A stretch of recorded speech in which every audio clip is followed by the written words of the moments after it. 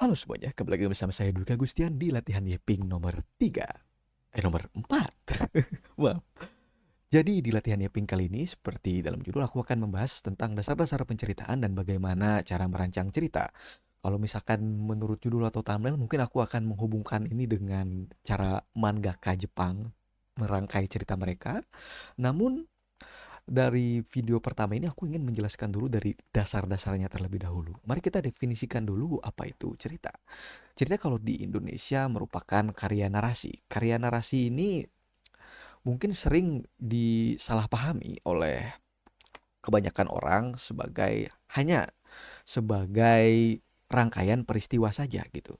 Jadi ketika misalkan orang-orang bilang mewartakan kepada kita bahwa mereka mempunyai cerita, seringkali mereka hanya mewartakan sebuah peristiwa yang mereka alami, namun bukan sebuah cerita yang utuh sebagai cerita.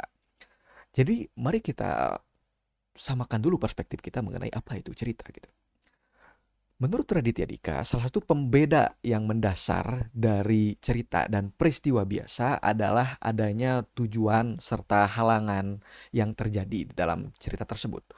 Jadi apabila sebuah cerita memiliki sebuah tujuan utama dari karakter maupun dari satu kumpulan tokoh gitu yang memiliki tujuan utama, serta tujuan tersebut dibenturkan oleh konflik-konflik serta halangan-halangan, maka itu sudah menjadi modal utama dalam menciptakan sebuah cerita yang utuh dan menarik. Sedangkan kalau misalkan cerita kita tidak memiliki tujuan gitu, maka tidak ada maka cerita kita akan terasa tidak terarah dan tidak tahu apa yang membuat cerita kita ini penting untuk diikuti gitu. Nah, setelah kita menyamakan perspektif tadi gitu kan, cerita itu haruslah mempunyai tujuan serta halangan. Nah, dari definisi tadi maka terbentuklah struktur dari penceritaan gitu. Biasanya di sekolah-sekolah kita mengetahui struktur dari penceritaan itu ada 3 poin, yakni pertama adalah orientasi yang merupakan perkenalan, mengenalkan karakternya, mengenalkan tujuan dari karakternya. Kemudian ada komplikasi yang merujuk pada bagian di mana konflik-konflik mulai menguji tujuan tadi, apakah tujuan dari karakter tersebut akan berhasil ataupun tidak.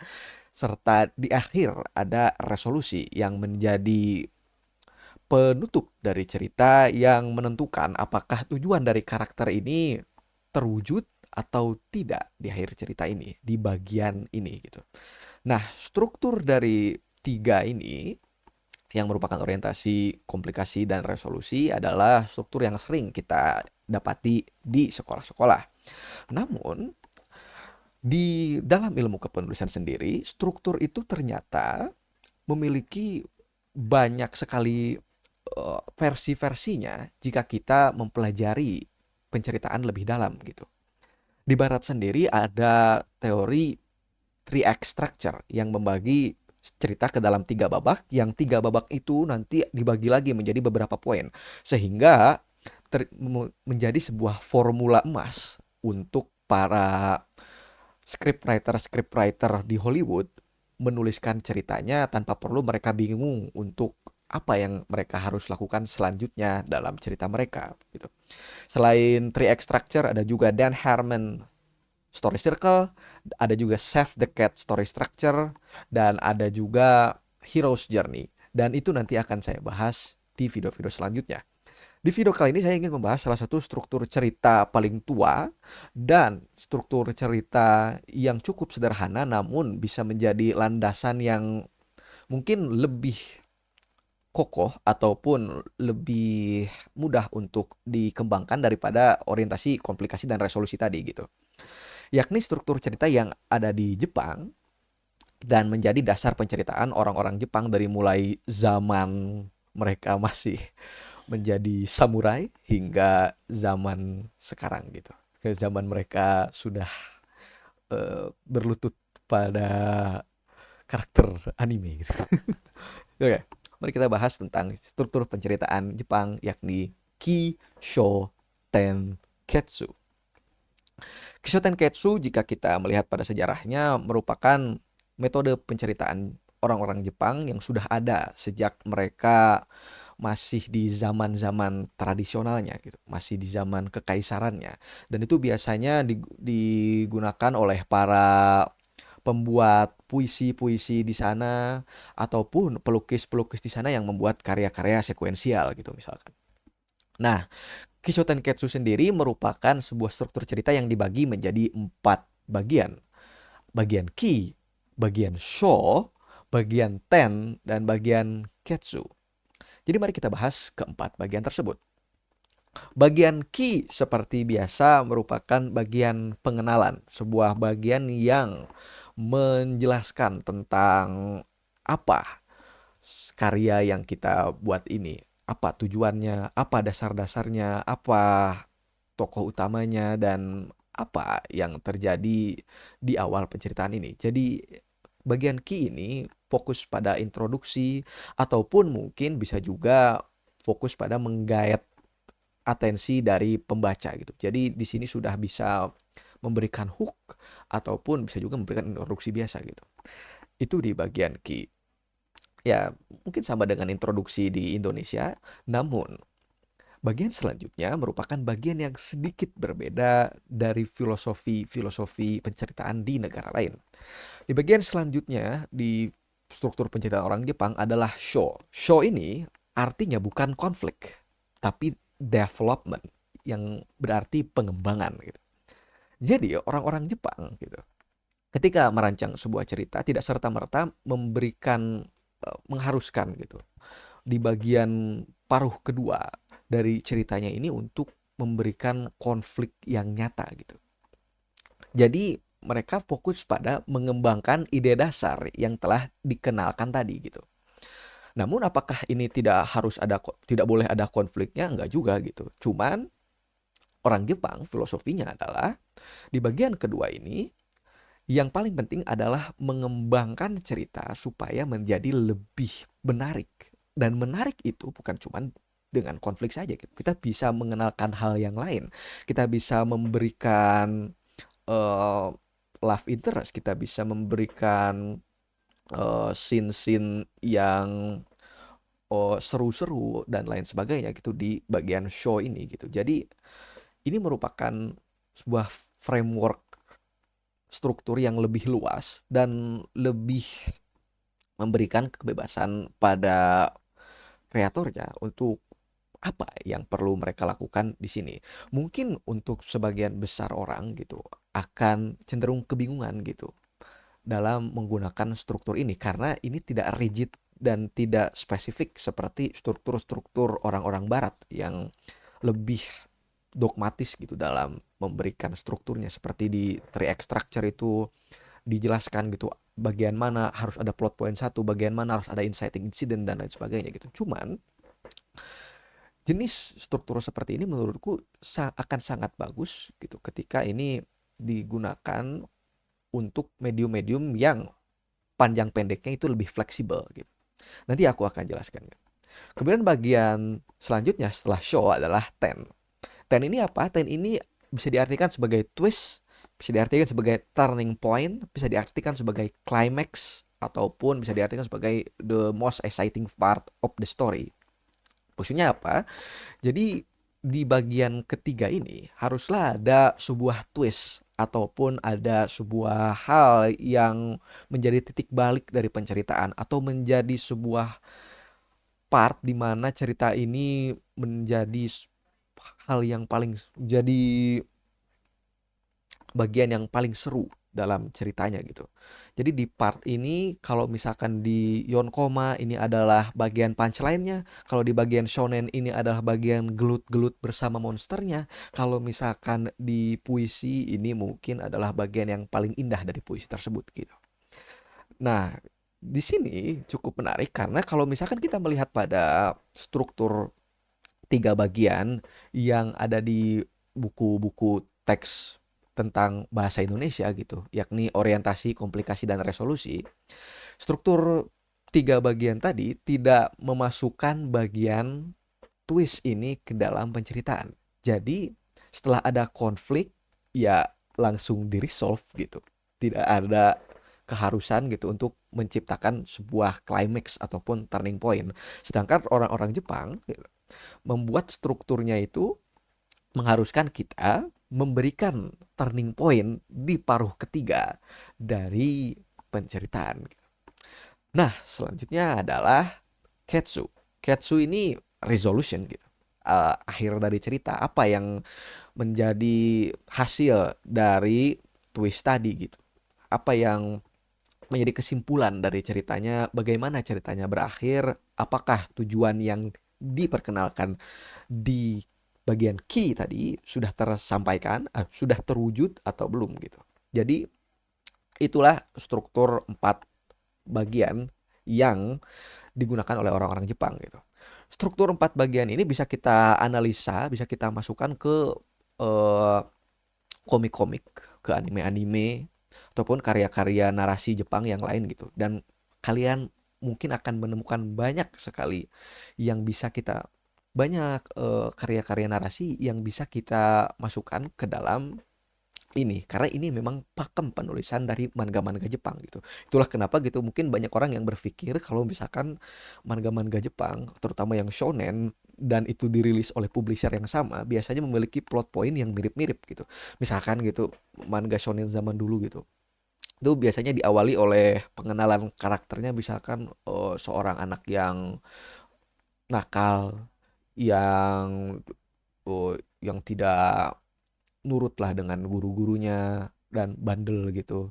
Terus si anak nakal ini nanti ada developmentnya gitu. Show di bagian show-nya ini si anak nakalnya ini mendapatkan sebuah misi ataupun mendapatkan wangsit gitu dari seseorang gitu untuk menyelesaikan misi, untuk menyelesaikan sesuatu, menyelesaikan tujuan. Kalau ataupun di development ini mungkin di show ini mungkin dikasih tahu gitu, si anak nakal ini ternyata dia itu punya masa lalu yang kelam gitu, atau misalkan dia punya keluarga yang harus dilindungi dan lain sebagainya. Jadi di sini ada banyak yang bisa di-develop tapi tidak perlu langsung masuk ke konflik utama gitu. Jadi di bagian show ini ya ngejelasin apa, mengelaborasi apa yang diperkenalkan di bagian awalnya gitu. Nah, kemudian di bagian ketiga yakni Ten, barulah gitu kita masuk ke konflik utama, misalkan di Bleach gitu. Kita baru dikasih lihat pertarungan dengan Hollow-nya itu di page-page terakhir dari chapter pertama gitu. Ataupun di Naruto gitu kita baru dikasih lihat gitu pertarungan bareng si gurunya itu di part-part terakhir dari chapter pertama gitu. Jadi di part show-nya tadi itu malah nggak ada pertarungan-pertarungan, tapi malah menjelaskan tentang masa lalu Naruto, ataupun menjelaskan kenapa Naruto itu jadi bandel lah gitu misalkan. Jadi ini cukup menarik, kenapa? Karena kalau misalkan di penceritaan barat gitu ya, di paruh kedua dari penceritaan biasanya itu sudah masuk ke konflik utama yakni inciting incidents gitu.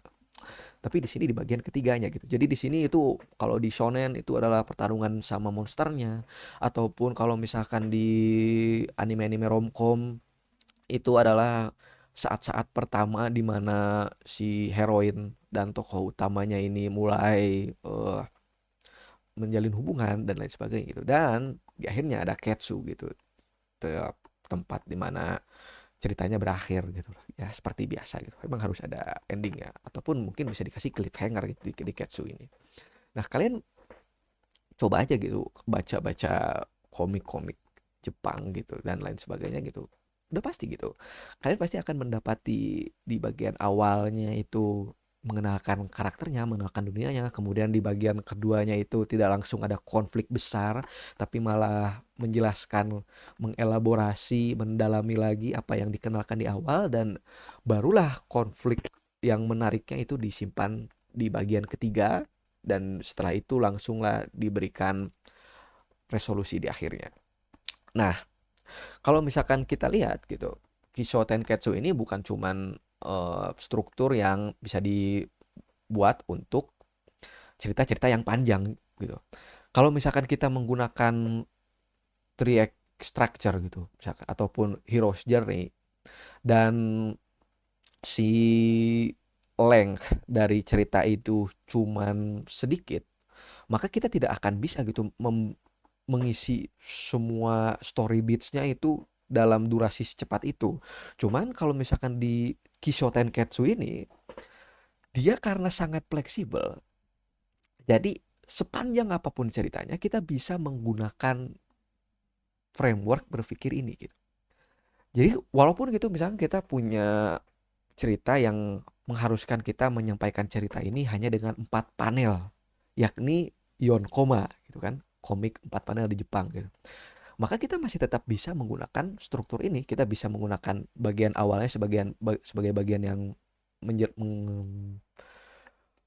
mengenalkan karakternya, bagian kedua itu mengenalkan masalahnya atau mengenalkan atau memberikan bagian tidak lucunya, bagian ketiganya di panel ketiganya ini punchline-nya, dan di keempat ini punchline penutup lah gitu misalkan kalau ada. Nah, jadi ini sangat fleksibel. Kalaupun gitu misalkan kita panjangin, kita juga bisa panjangin ini secara terus-menerus gitu. Menjadi misalkan kita bisa bagi satu cerita itu menjadi beberapa Kishotenketsu di sebuah Kishotenketsu besar gitu. Jadi itulah kenapa ada story arcs dalam pembuatan manga Jepang itu juga menggunakan framework ini gitu. Jadi ada sebuah framework besar Kishotenketsu gitu, dalam yang dibuat panjang. Kemudian di dalam Kishotenketsu yang panjang itu, yang besar tadi, dibuatlah Kishotenketsu kecil untuk mengisi dari ceritanya, dan itu bisa tetap works. Itulah kenapa saya mengenalkan framework ini di awal-awal, karena ini sangat mudah untuk diikuti dan ini sangat fleksibel untuk digunakan di semua media. Dan saya saya dan saya sampai sekarang gitu masih lebih suka framework ini daripada framework yang lain, karena ini gampang untuk diadaptasi di berbagai medium. Kalau misalkan kita mau buat cerpen, kita bisa pakai ini. Kalau kita mau buat novel panjang, kita juga bisa pakai ini. Kalau misalkan kita mau buat film pendek, kita bisa pakai ini. Kita mau buat film panjang, kita juga bisa pakai ini gitu. Nah, begitu. Cuman kekurangannya adalah untuk penulis-penulis baru mungkin akan lebih sulit untuk keep the flow dengan ini ketika misalkan kita membutuhkan sebuah karya narasi dengan durasi yang panjang dan harus full dengan konten gitu. Makanya kita harus mengetahui teori-teori penulisan yang lain dan yang lebih vivid, yang lebih dogmatis, yang lebih banyak story beatnya daripada ini gitu. Dan karena itu kita akan lanjut di part-part selanjutnya tentang story structure. Oke, thank you. Oh ya, kalau misalkan untuk belajarnya kalian bisa menganalisa manga-manga ataupun anime-anime yang ada yang dirilis dari Jepang, kemudian kalian cocokkan gitu apakah mereka pakai struktur ini atau enggak gitu. Mungkin itu bisa ngebantu kalian dalam membuat cerita. Thank you.